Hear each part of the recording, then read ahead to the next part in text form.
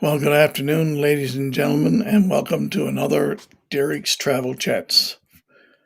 The show is now in its second season and was developed to provide you, the viewer and listener, with information concerning travel and destinations during this whole pandemic.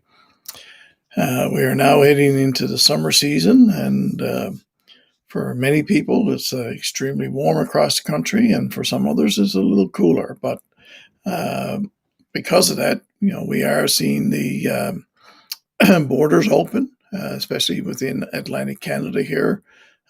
Some agreements between Nova Scotia, PEI, Newfoundland, and New Brunswick, with a few restrictions because of people in New Brunswick may be coming from other parts of Canada. There may be some restrictions at the border in Nova Scotia. If you have not received your vaccine, we all would like to encourage you to get out, make your appointment. I know you can do it through government websites, or you can check with the local pharmacy. There's a number of pharmacists now who are providing the vaccines, and hopefully we can get up to that 75% mark that everybody keeps talking about, herd immunity. Over the last weeks, I've been encouraging traveling, and I've heard from families and who want to take that long overdue vacation. And again, if we can get up to that 75% mark vaccinated, I think you'll see, and people will be beginning to move around the country and hopefully internationally just a little bit more.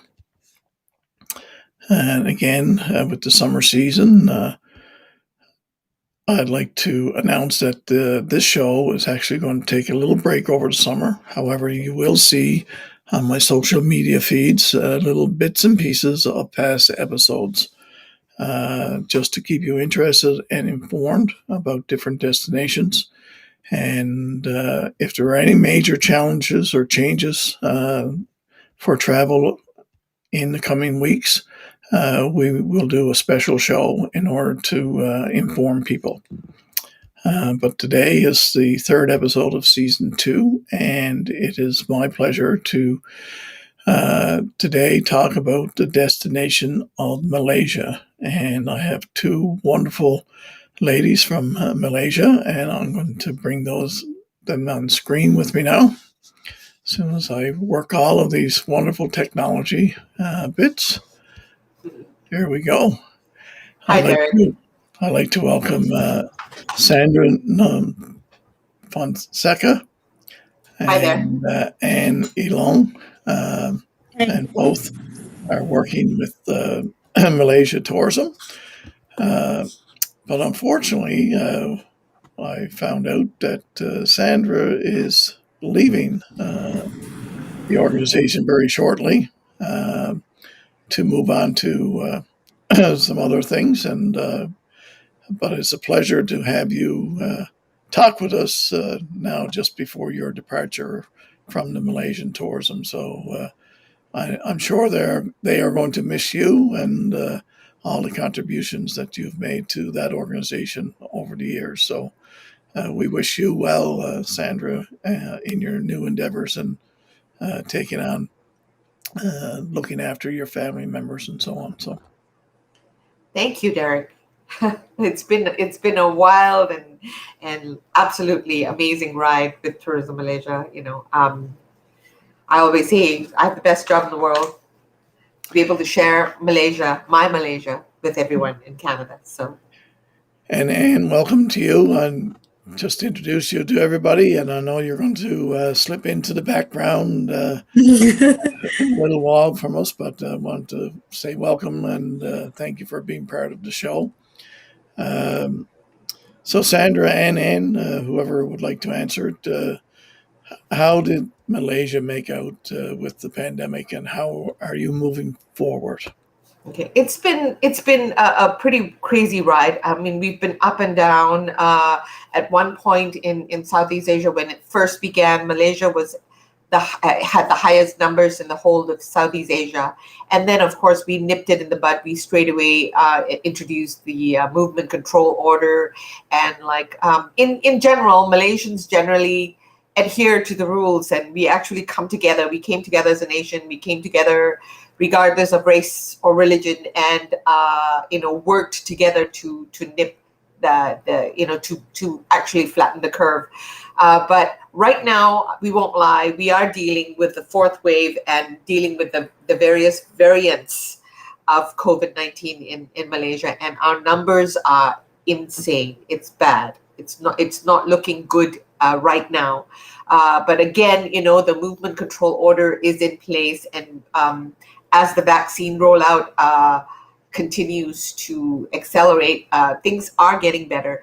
It's all been about transparency. So if people want to know how safe it is to go to Malaysia or when borders will be opening, they can go to our website www.malaysia.travel. Very easy, malaysia.travel, easy to remember. And then there's a COVID link. Just click on that, and they tell you exactly the plan to move forward. We are looking to open borders earliest by October this year. So it will be the fourth quarter of this year, but we will only move forward when it's absolutely safe to do so. Throughout the pandemic, because domestic travel has been well on its way since June last year. So we've had to make sure that it was safe for Malaysians to travel. So the SOPs throughout the industry have been absolutely stringent. For example, the hotels. The Association of Hotels have a certification program in place, and every hotel has to be certified before they can allow people in. Certified to make sure that all the SOPs are being met, all the protocols are being met, and they do this by hiring an independent audit firm that goes around to audit these hotels to make sure that everything is being followed to a T, and that their clientele are safe.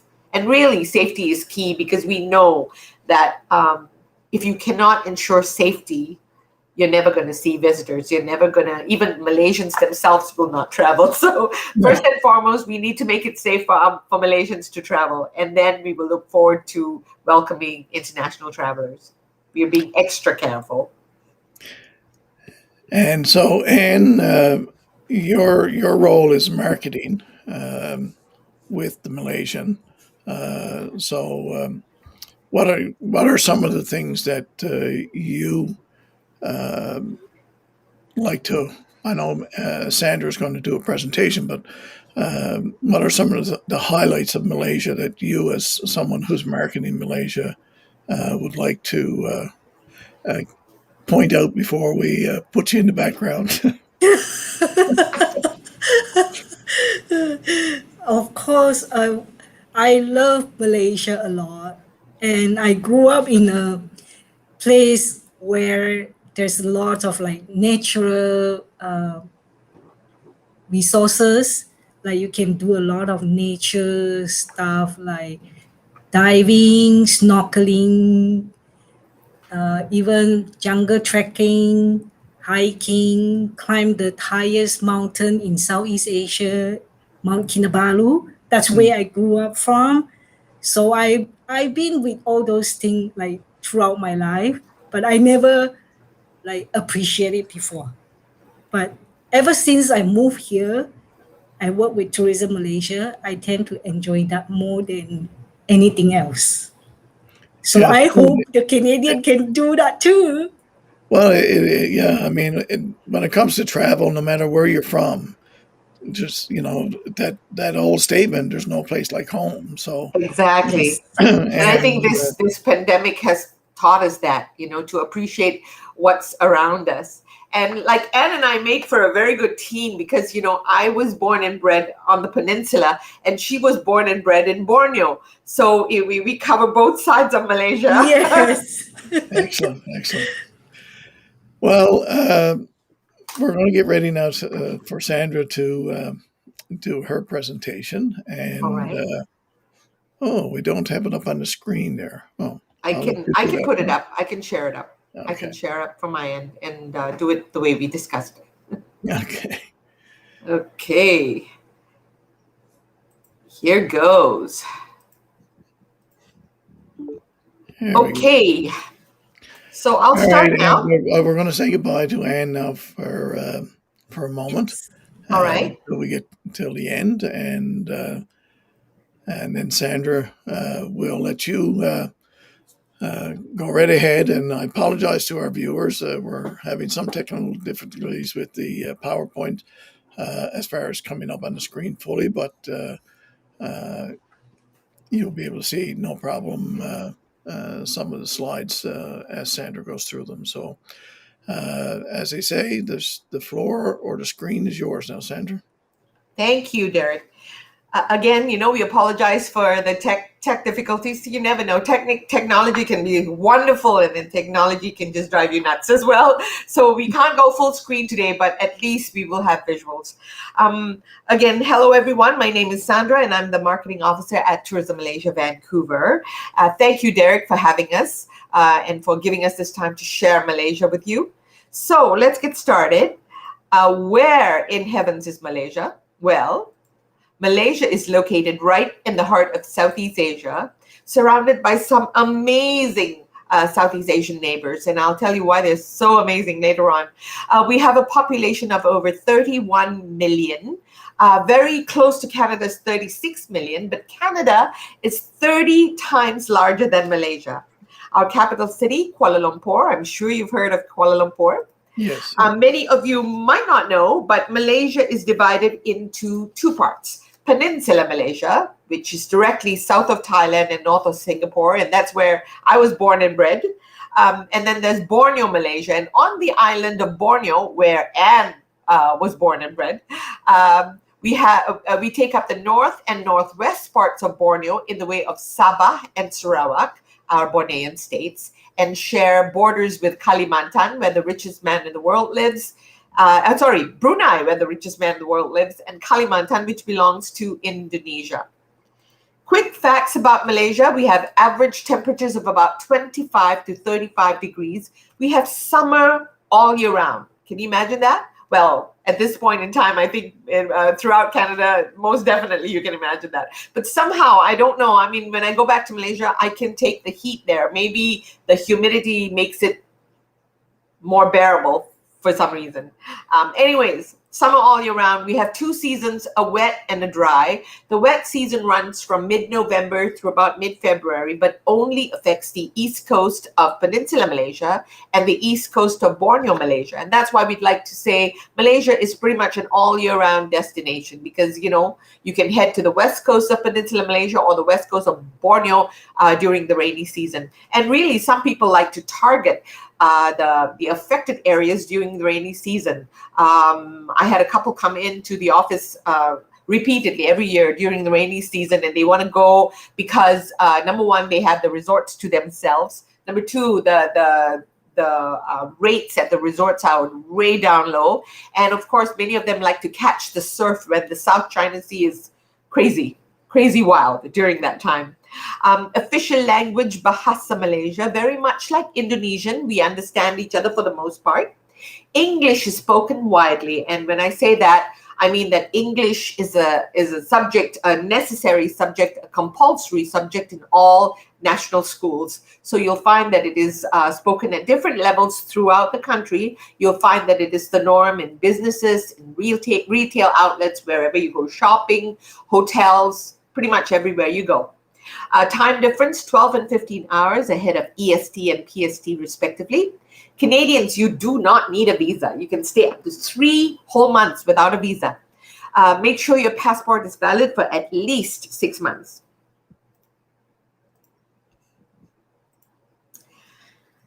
Traveling by air to Malaysia. Well, there are no direct flights to Malaysia, and I think you'll be thankful for that. You get a chance to stop somewhere in Asia.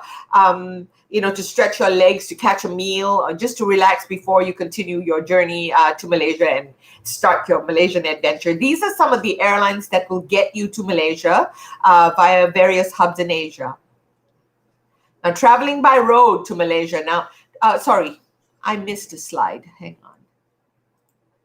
Now, traveling by rail in Malaysia. Malaysia has 3 main hubs: Kuala Lumpur, our capital city, Penang on the northwest coast of Peninsula Malaysia, and Kota Kinabalu, which is in Sabah, Malaysian Borneo. Now, most of your flights will land in Kuala Lumpur, our capital city. From the KLIA airport, the Kuala Lumpur International Airport, the fastest way to go into the city is the KLIA Express. It takes 28 minutes and it only costs 31 Canadian. Really, really affordable and efficient. It will take you to what is called KL Central. KL Central is very much like London Central. On your way out, you can actually check in for your flight at KL Central, get rid of your luggage. If you want to do some last minute shopping or mingle with some friends at the last minute before you leave, you know that the train will only take 28 minutes. And then you can jump the train and board your flight. KL Central is also how often does the train go? Every 15-20 minutes. So it's really regular and really, really affordable. Taxis are very affordable as well, but you have to put up with the Kuala Lumpur traffic, and the traffic jams in Kuala Lumpur are pretty crazy. So there you go. In KL Central is where you also take the various trains to all over Malaysia as well as within Kuala Lumpur. Now, the main rail operator in Peninsula Malaysia is KTM Malaysia Berhad, or Malaysia Railways Limited. There are 3 main railway lines that include the West Coast Line that runs north-south along the west coast of Peninsula Malaysia. You can take like a train from Kuala Lumpur up north to Penang and onward to Thailand, or you can take a train from Kuala Lumpur down south into Singapore. So that's your West Coast Line. Then there's the East Coast Line, or we call it the Jungle Train, which I'll be talking more about later on. The East Coast Line will take you from the west coast of Peninsula Malaysia over to the East Coast. And then there are the branch lines, which will take you from city to city and from state to state all around Kuala Lumpur. Very, very affordable. Train travel within Malaysia, Peninsula Malaysia, very, very affordable, but not high speed, not yet anyways. There are high-speed trains from small sections of the rail system, but not throughout the country just yet. Very, very affordable. Just an example, each way from Kuala Lumpur to Singapore will cost about 42 Canadian. Each way from Kuala Lumpur to Penang will cost you about 18 Canadian. So really, really affordable. If you want a more fancier way to travel, it will be the Eastern Orient Express. It's a Thai run railway system, and I'm sure you've heard of the Orient Express. It's a luxury train, and it runs from Thailand along the west coast of Peninsula Malaysia into Singapore. They make several stops in Malaysia as well. Besides rail travel, you can travel by road. Now, the roads in Malaysia are amazing. The highways are amazing. All signs are in 2 languages, Bahasa Malaysia and English. And the quality of the roads are very good. Not because I say so, but because Malaysia is one of the world's highest producers of rubber in the world. And we know that bitumen, which makes great roads, is a byproduct of rubber. So I don't recommend driving in Kuala Lumpur because, like I said, the traffic jams can be insane. But definitely outside of the city, from state to state, definitely drive. You will love the experience. The hop-on, hop-off bus. Now, the best way to get to know any city anywhere in the world, if they have this kind of a service, definitely check this out. The Kuala Lumpur hop-on, hop-off bus will be at designated stops in and around Kuala Lumpur in 20-minute intervals daily between 9 a.m. and 10 p.m. Every day, right? And has a total of 23 designated stops and spans over 40 attractions.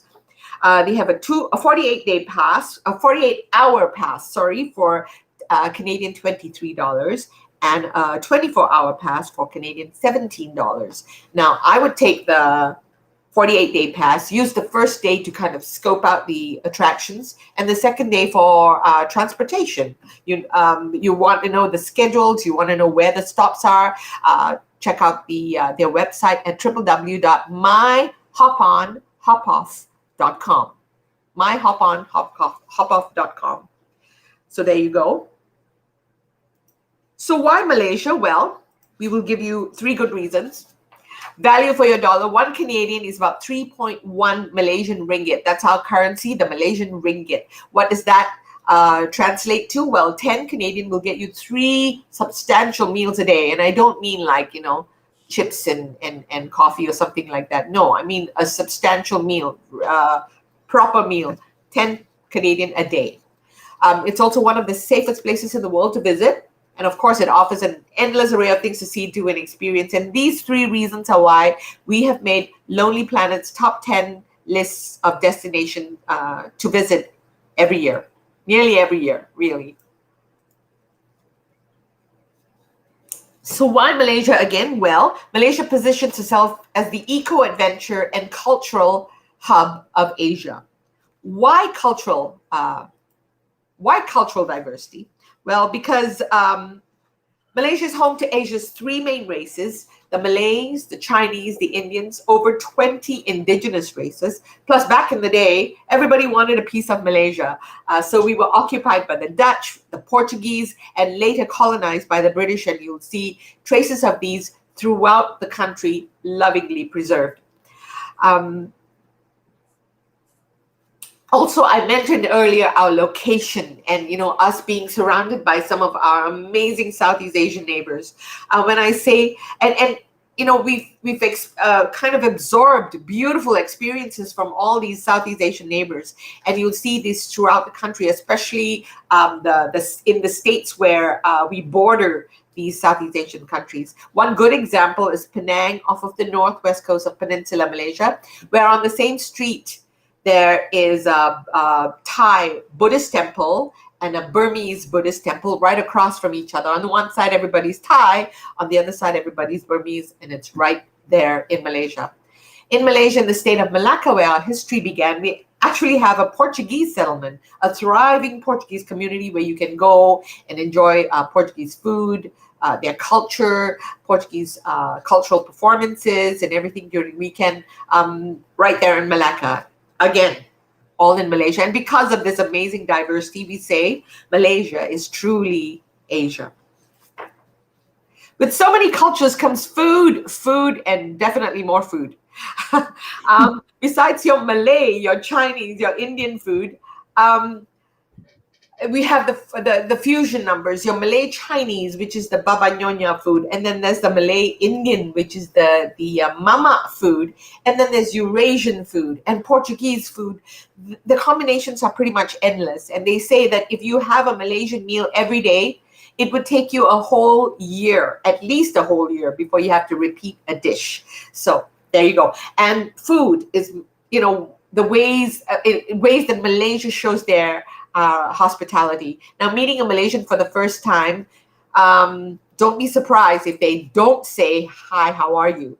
and instead say, "Hi, are you hungry?" Because that's quite common. The first thing they do when they meet someone for the first time is they want to feed them. Because feeding you, sharing a meal with you, welcoming you home to the home, and sharing a meal with you, with their families and everything, is exactly the way Malaysians show their hospitality. Now, I'm going to be sharing with you a few slides on iconic dishes in Malaysia that you must try when you're there. Nasi lemak. Now, nasi lemak is our national dish. It comprises fragrant coconut rice with a thick and spicy sambal, garnished with fried anchovies and peanuts and cucumber and boiled egg. And that's the basic nasi lemak. Of course, if you have it for lunch and dinner, they add other proteins to the dish. Nasi lemak is pretty much the breakfast staple for many Malaysians. So, we have iron stomach, spicy from the get-go every day. And then there's curry laksa. Now, curry laksa is a curry noodle dish with a rich curry broth topped with prawns and chicken and tofu puffs and all kinds of vegetable. A little known fact, curry laksa is Mel Gibson's go-to dish for anger management. He was interviewed on the Jay Leno show a few years back when his anger issues were the focus. And Jay Leno asked him, so how do you deal with your anger issues? And he says, well, I cook a Malaysian curry noodle dish called laksa. It's my favorite dish. So there you go. Okay. Remember that when you get angry the next time. Okay? And then there's asam laksa. This is a tangier and spicy version of the curry laksa, but it's a little bit of the sweet and sour side, and it's filled with chunks of succulent mackerel, topped with freshly cut cucumber and pineapple, and a huge dollop of prawn paste. The late Anthony Bourdain describes it as everything he loves in one single bowl. This is his favorite dish. So asam laksa is definitely a must-try as well. Being home to so many cultures means festivals pretty much all year round. Malaysia has a public holiday for all major festivals in respect of each and every one of her major races, starting from Hari Raya Aidilfitri, which marks the completion of the 1-month-long fasting period of Ramadan, celebrated by Malaysian Muslims. And then there's the first day of the lunar calendar, Chinese New Year, celebrated by Malaysian Chinese, Diwali, the Hindu festival of lights, celebrated by Malaysian Hindus. And of course, the harvest festivals of Sabah and Sarawak in the way of Kaamatan and Gawai, which we celebrated early June this year. And besides cultural diversity, Malaysia will bring you biodiversity both on land and in water. Now, in the water, we are so lucky to be located right on top of the world's coral triangle. Now, this is the world's coral triangle. So what does this mean? Well, it means that Malaysia is home to one of the most biodiverse marine ecosystems in the world. And if you like diving, snorkeling, or want to get into any kind of beach activity, please remember Malaysia. You won't regret it. Malaysia also brings you biodiversity on land. We are so blessed to be included as one of only 12 mega biodiverse countries in the world. We are home to the oldest rainforest in the world. It is 130 million years old, with flora and fauna yet unnamed. It sounds terribly cliched, but 10 square kilometers of Malaysian rainforest has more flora and fauna than the whole of North America and Europe combined. It is that crazy and that rich, biodiverse, and important. Yes, important on a global scale. And people might not know this, but the rainforests of the world are that important for our environment and for the sustenance of human nature, really. Sure. Yeah. But again, how does this translate to travel when you're there in Malaysia? Well, travelers can go hiking or jungle trekking and come across the largest flower in the world in the way of the rafflesia. The largest ones are said to span some 5 feet in diameter, blooms just once a year, and apparently when it blooms, it smells like a rotting corpse. And yet, every single picture I've seen of a rafflesia has somebody's face right up to it. Crazy. Our rainforest is also home to wildlife that are endemic to the area. You may come across this little guy, either during your trek or river safari. You might see him in his natural surroundings, or you can head to the many wildlife rehabilitation centers and view them there. But it's nothing like seeing them in the wild, because they will be in their element, and of course your experience will be that much more profound. Besides the orangutan, you may also come across this guy. This handsome devil, is the stud of the Malaysia Borneo rainforest.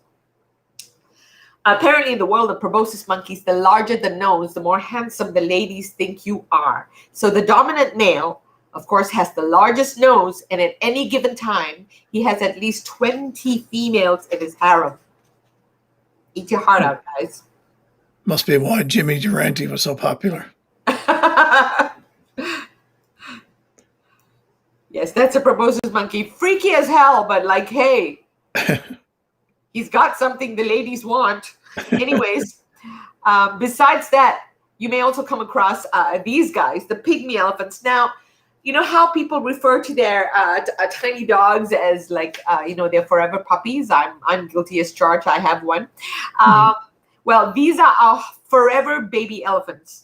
These are the pygmy elephants. They're much smaller. The full-grown adults are much smaller than regular elephants, and they have baby faces perpetually. So, really, really cute, really, really adorable. So up to now, you know that Malaysia gives you cultural diversity and biodiversity, but what else can we give you?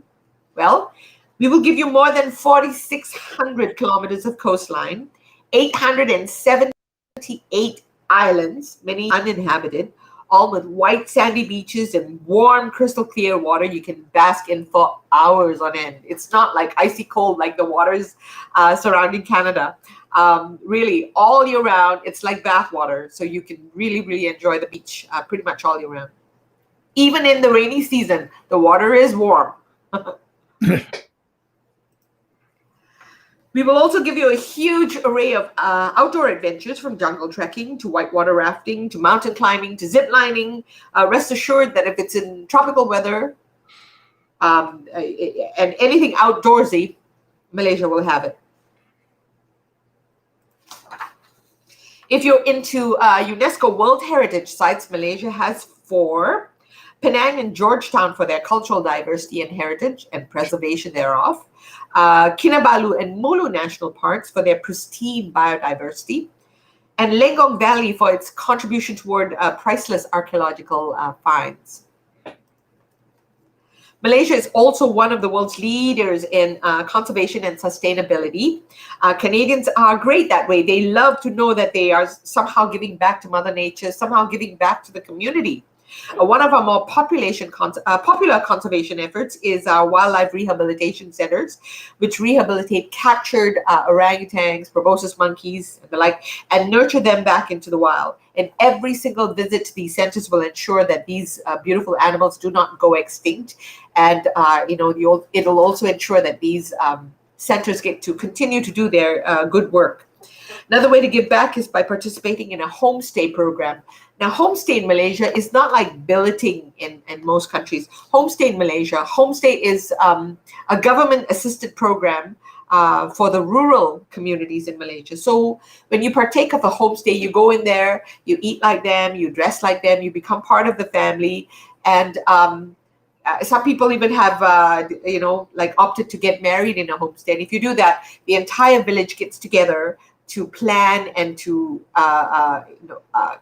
execute your wedding feast. And of course, the whole village attends because they're family. Yeah.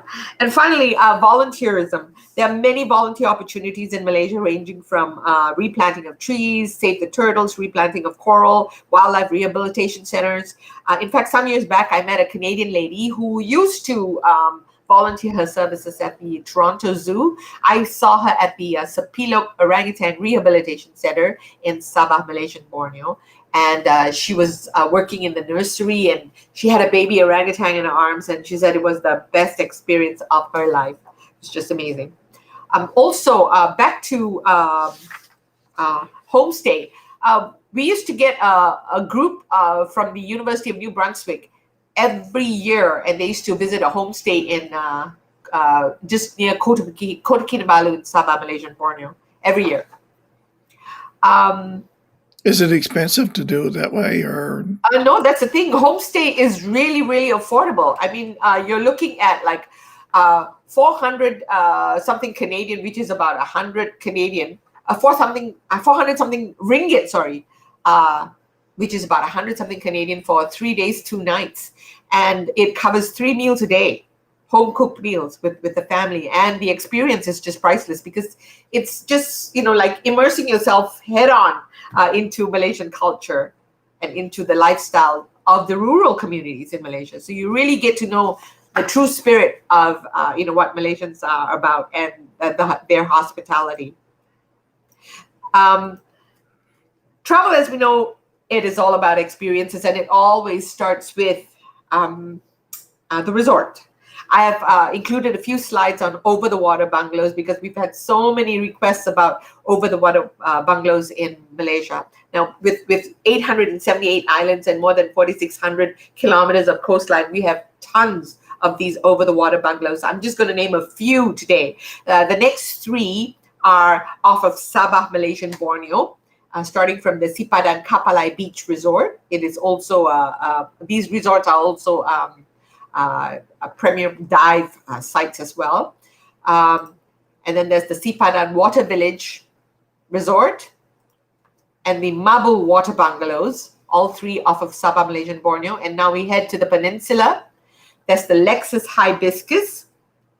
Now the Lexus Hibiscus is a luxury resort, and it is an award-winning resort. It is also in the Guinness Book of World Records for the highest number of swimming pools in the world. They have 643 swimming pools. And they're also in the Guinness Book of World Records for the highest number of over-the-water villas in the world in one resort. And they have 522 water villas. So there you go. And then, of course, are these resorts similar to the Caribbean that you can do all-inclusive, or are they kind of European meal plan type of programs? Yeah, they're not all-inclusive, but, the thing is, it's so affordable. In Malaysia, we don't really do all-inclusive because we want to encourage people to go out and try the local food. I mean, like, street food is amazing in Malaysia, and it's the essence of what Malaysian food is all about. And yes, you can eat at your hotel, but like going out and eating out at the various restaurants and eateries around Malaysia is actually what it's about. So you really do not want. There are resorts who will give you, all inclusive. Most of the resorts will come with breakfast anyways, and breakfast, my God, breakfast at most resorts in Malaysia, after breakfast you won't feel like eating the whole day, really, because the breakfast buffets are insane. They will have like an international section, they will have like a section just on Malaysian food, and you will find like food from all over Asia as well. There'll be a Japanese section. So it's really crazy like that. Most resorts in Malaysia will cover breakfast, but not other meals because, Okay. they want you to go out. And that's what the experience is all about. So Yeah, exactly. I threw this one in for good measure because it's just gorgeous, right? The Ritz-Carlton, this is located in Langkawi, off of the northwest coast of Peninsula Malaysia. Langkawi is an archipelago of 99 islands. Simply amazing. So I'll talk about Langkawi later on when we cover some attractions. And then there's wellness. Like everything in Malaysia, wellness is influenced by our multicultural and diverse population, and also our amazingly diverse natural landscapes. If you're looking to go off the grid or find some kind of escape or connect with nature, or if you want to lose yourself on a secluded beach, or if you want unique spa treatments you will only find in Malaysia, well, definitely Malaysia is a destination. I threw this one in because, it just shows the diversity and how it affects the wellness offerings in Malaysia. This is the Kechara Rainforest Retreat. It is even before the pandemic, people like to prioritize their health and physical well-being, and also their spiritual and mental health and self-growth. And Malaysia has many religious and spiritual retreats, both on the peninsula as well as in Borneo. And this one in the picture is the Kechara Rainforest Retreat, which is a wellness facility deep in the rainforest of Peninsula Malaysia. Imagine this, a retreat in an ancient rainforest, right? It is located in the state of Pahang, on the Malaysian peninsula, where you can go for healing, detoxification, mindful contemplation, and total relaxation based on Buddhist teachings. And of course, there are, retreats like this based on Hinduism, Islam, and of course, Christianity. I mean, I was on my way up to a viewpoint to view Mount Kinabalu, not climbing or anything. I was in a car. Anyways, it was a 2-hour drive. And along the way, I saw 26 Catholic retreats. This was just a 2-hour drive, and there were 26 Catholic retreats all along the way up. So, it's crazy. Religious retreats in abundance. And then there's Urutan, Malaysia, which is our signature massage. Now, Urutan, Malaysia combines the traditional wellness practices and herbal remedies of the Malay, Chinese, Indian, and indigenous communities of Malaysia. So very, very unique to Malaysia. So definitely try that. When travel returns, people are going to want to make their trips worthwhile. They're going to be looking for some unique experiences. One such experience is conquering Mount Kinabalu. And this is where Anne used to live. She was brought up in Sabah, Malaysian Borneo. Mount Kinabalu is the highest peak in Southeast Asia. And if you conquer Mount Kinabalu, you might be conquering the world's highest Via Ferrata. What is a Via Ferrata? Well, it is a series of metal rungs, ladders, and suspension bridges that will help you scale the mountain. It is run by a company called Mountain Torque. They have 2 routes, one for the established climber and one they say a 10-year-old can do. So it's very, very doable. The Via Ferrata at Mount Kinabalu is in the Guinness Book of World Records as the highest in the world. You might also want to dive in one of the best dive spots in the world in the way of Sipadan. Sipadan is located off the east coast of Sabah, Malaysian Borneo, and it's been rated by dive professionals as the world's best in numerous dive categories. You might also want to conquer the Langkawi Sky Bridge. Again, Langkawi is located off of the northwest coast of Peninsula Malaysia, and it's an archipelago of 99 islands. Really, really beautiful. Now, this sky bridge is the longest free span and curved bridge in the world. This amazing, unique structure will give you a breathtaking aerial view of Langkawi's archipelago of islands. And of course, you can see Thailand from up there as well, because, Langkawi is pretty much at the border between Peninsula Malaysia and Thailand. For a whimsical experience, check out Malaysia's Sky Mirror. This is located at Sasaran Beach, Kuala Selangor, about 45 minutes from Kuala Lumpur. It is a natural phenomenon that is best experienced twice monthly on the day of the new moon and full moon, respectively, pretty much the 1st and 15th day of the lunar calendar, when the tide is just right, and this hidden sandbar reveals itself at Sasaran Beach, creating a glassy, mirror-like surface, very much like the Salar de Uyuni in Bolivia. It makes for some creative Instagram-worthy pictures. Yeah. For another whimsical experience, check out the blue tears of Tusan Beach, Miri, Sarawak, Malaysian Borneo. Blue tears is also a natural phenomenon caused by bioluminescent phytoplankton, which glows blue when disturbed by rolling waves as they hit the beach. You can take a walk in these blue tears, take lots of photos as you leave your neon footprints in these blue tears. And if you're into social media captions at all, you can say, hey, I left my neon footprints in the blue tears of Tusan Beach in Miri, Sarawak, Malaysian Borneo. Now, if you cannot swim like me, and therefore cannot dive like me, sea walking will be your next best option. It's amazing. I tried this and it's absolutely amazing. What they do is they put a 50-pound helmet that rests on your shoulders. You do not feel the weight underwater. Ladies, you'll be pleased to know that your hair and makeup stays dry. This is available off of the northwest coast of Sabah, Malaysian Borneo. They will lower you 15 feet onto the seabed and you interact with the marine life. It's absolutely amazing. And then there's the fancier version called scuba doing. Same thing with the helmet, and they put you on a water scooter and you skim the seabed on the scooter and interact with marine life. And after you're done, they'll give you a certificate that says you are a certified sea walker. I have one. I have one of those. And then there's coral flying.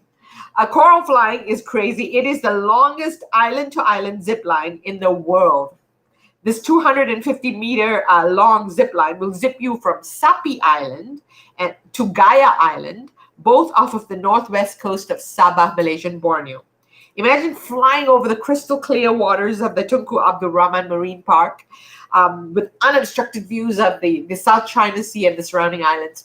And like I said, really crystal clear. We did this presentation in the US, and a smarty pants travel agent came back to us and said, "Why do you call it coral flying? It's not accurate. It's just a zip line." No. It's coral flying because from way up there, you can actually see the coral, because that's how clear the water is. It's crystal clear, and it's amazing. So definitely give that a try, coral flying. And I mentioned the jungle train earlier. This one takes you from the west coast of Peninsula Malaysia to the east coast of Peninsula Malaysia. Now, the locals ride it because it's for transportation. They use it because it's really, really affordable. 15 Canadian will put you in first class, really cheap. And if you, it's not by any means a high-speed train. It takes about 10 and a half hours, so it's a long journey, but many travelers like to ride it for the experience, because this train will meander through the Peninsula Malaysia's ancient rainforest, and it'll take you through the countryside, really, really scenic, and you get to mingle with the locals. A travel writer from Canada went on this trip, and she just had a blast. Besides the scenery, she hooked up with a bunch of local Malaysian ladies who insisted that they share their lunch with her. Again, right? Food is the way we show our hospitality. So even on a train, to a complete stranger, they said, "Come join us for lunch," which she did, and she enjoyed their home cooked meal and enjoyed this journey. If you want to sleep through the entire journey, you can get a berth. Let me get some water. And the berth will cost just 40 Canadian. Sleep through it and arrive at your destination. Very similar to the Rocky Mountaineer, I guess, out your way. Absolutely. Yeah. Absolutely. And then there's the North Borneo Railway, if you really want, true nostalgia. It's a half-day tour in a retro-style railway carriage pulled by a classic British-made Vulcan steam locomotive. There are just very few of these left in the world. It is a half-day tour, and it costs about 112 Canadian, but it covers breakfast and lunch in a tiffin carrier. Now, if you don't know what a tiffin carrier is, it is a tiered container. One tier will include your rice, another will include your meat, another will include your vegetable, and another will include your dessert. Really, really fun way to eat.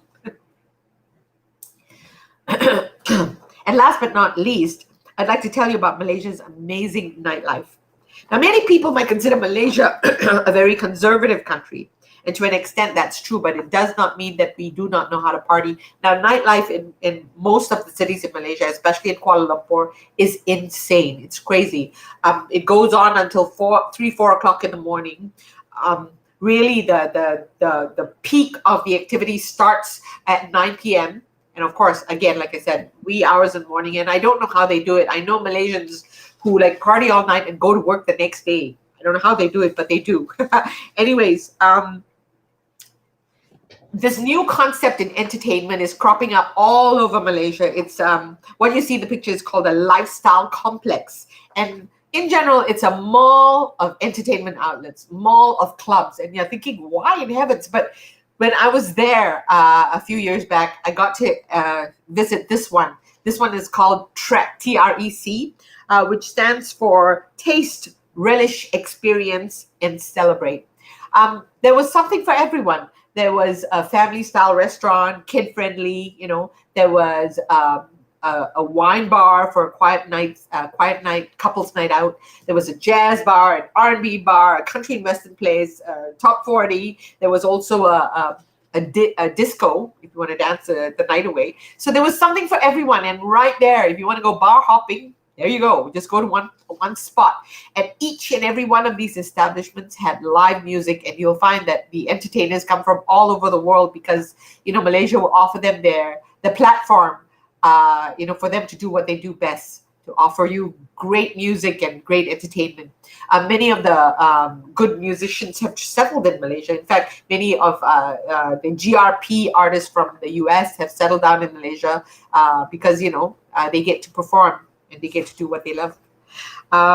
That's nightlife. Earlier this year, we teamed up with a few Canadian tour operators in our Book Now, Travel Later, Malaysia Awaits You initiative, which had them create some amazing Malaysian packages at really good prices. So here goes. I'm starting with Canada One Travel.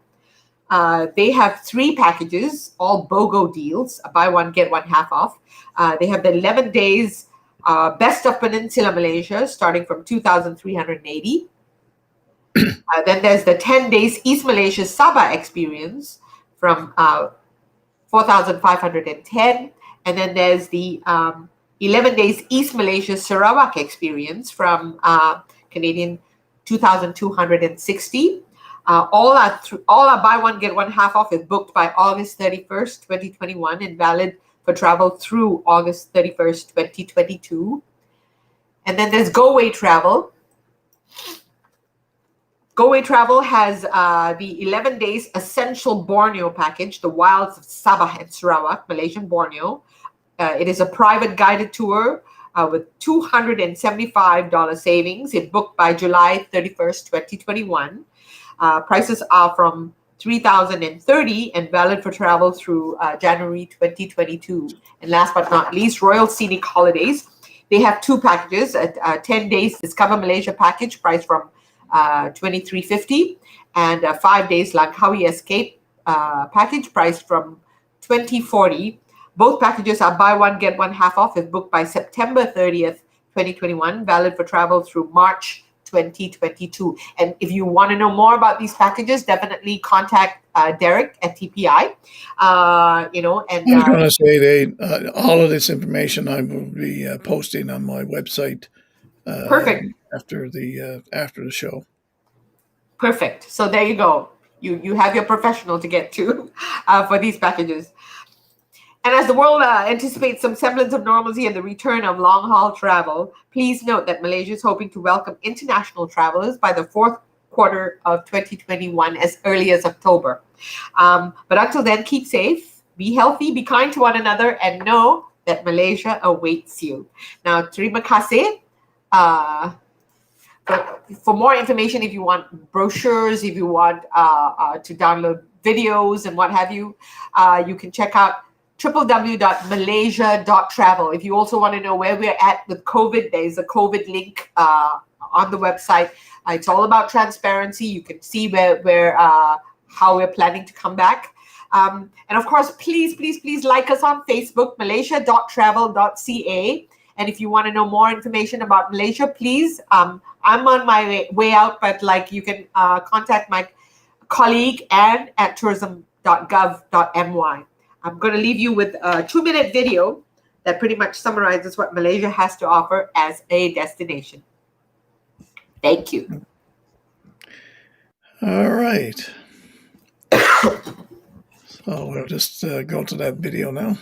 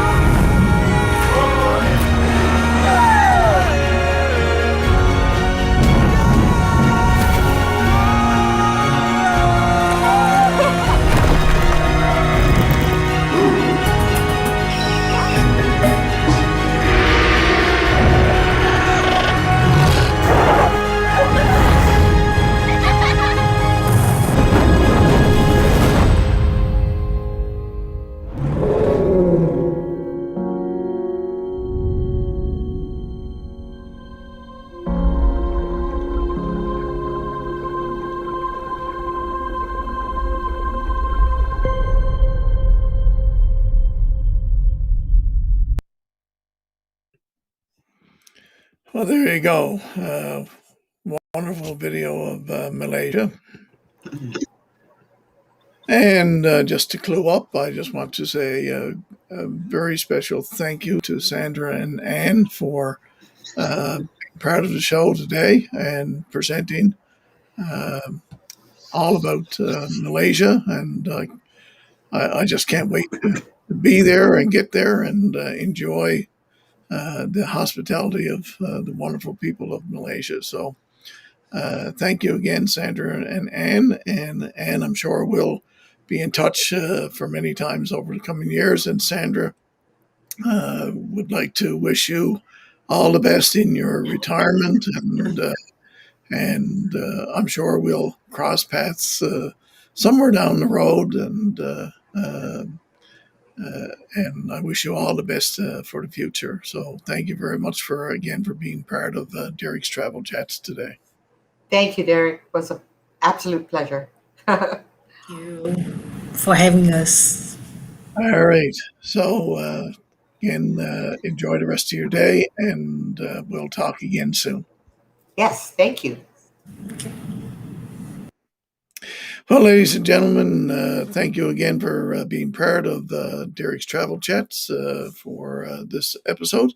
I'd just like to remind you that this coming Thursday is Memorial Day here in Newfoundland and Labrador, and it will mark the 105th anniversary of the Battle of Beaumont Hamel. Actually, we were hoping to have a group traveling to Beaumont Hamel starting a couple of days ago, but with the pandemic and the borders being closed, that was just not possible.